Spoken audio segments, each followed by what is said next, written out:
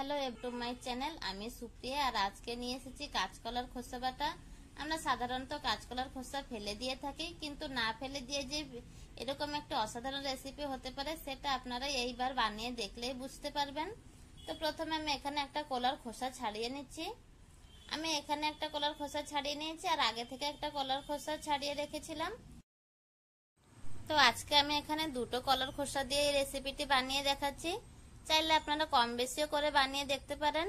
তবে রেসিপিটি যে এত সুন্দর ও ভালো হয়েছিল খেতে, আপনারা একবার না খেলে বুঝতে পারবেন না। আমি কলার খোসাটা ছাড়িয়ে নিচ্ছি। কলার খোসাটা ছাড়ানো হয়ে গিয়েছে। আর এই কলাটা আমি আগে থেকে ধুয়ে তারপরে খোসা ছাড়িয়ে নিয়েছিলাম। এবার একটা পাত্রে জল বসিয়ে দিয়েছি। জলটা গরম হয়ে গেলে এখানে দিয়ে দিচ্ছি কলার খোসা।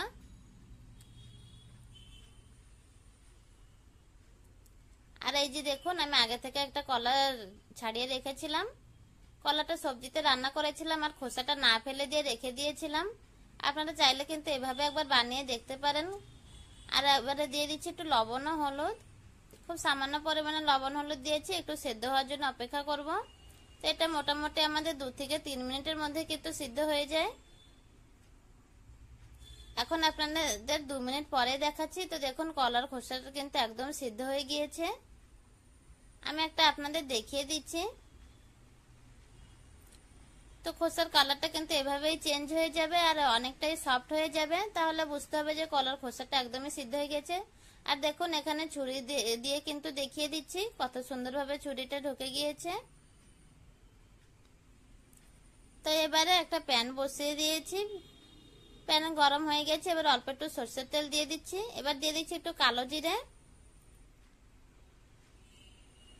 আমি এখানে কিছুটা রসুন নিয়েছি, 4 কোয়া মতন রসুন, ও এখানে আদা কিউব নিয়েছি 4 পিস মতো।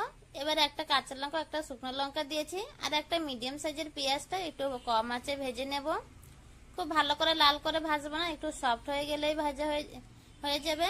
এবার দেখুন, খোসাগুলো একটু ঠান্ডা করে নিয়েছি ও একটা মিক্সিতেও নিয়ে নিয়েছি।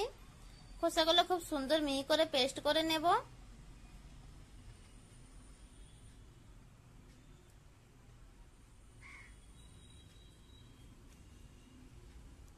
তো এবারে আমার কিন্তু এখানে পেঁয়াজ ও আদা রসুনটাও খুব ভালো করে ভাজা হয়ে গিয়েছে, একদমই সফট হয়ে গিয়েছে।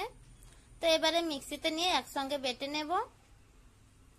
আমি এখানে রসুন দিয়েছি। আপনারা চাইলে কিন্তু এখানে বিনা আর পেঁয়াজ রসুনেও বানিয়ে দেখতে পারেন, খেতে ভীষণ ভালো লাগে। আর গরম ভাতের সাথে এই রেসিপিটি খেতে কিন্তু অসাধারণ লাগে। তো দেখুন, খোসাটা বাটা হয়ে গিয়েছে আর কত সুন্দর মিহি করে বেটে নিয়েছি।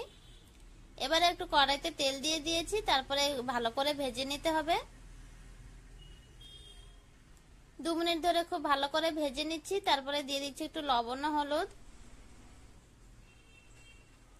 আমি এখানে ঝালের পরিমাণটা খুব কম দিয়েছি, তবে খোসা বাটায় কিন্তু একটু ঝাল বেশি হলে খেতে ভালো লাগে। তো আপনারা ঝালের পরিমাণটা বুঝে দেবেন। তো দেখুন, আরো 1 মিনিট ভাজার পরে আর কড়াই থেকে লেগে যাচ্ছে না, তো তার মানে বুঝতে হবে আমাদের খোসা বাটা একদমই রেডি। এবার আমি একটা প্লেটে নিয়েছি, ওপর থেকে একটু সরষের তেল দিয়ে দিয়েছি। আর দেখুন, দেখতে যতটা সুন্দর হয়েছে, খেতে কিন্তু তার থেকে আরো বেশি ভালো হয়। রেসিপিটি বানিয়ে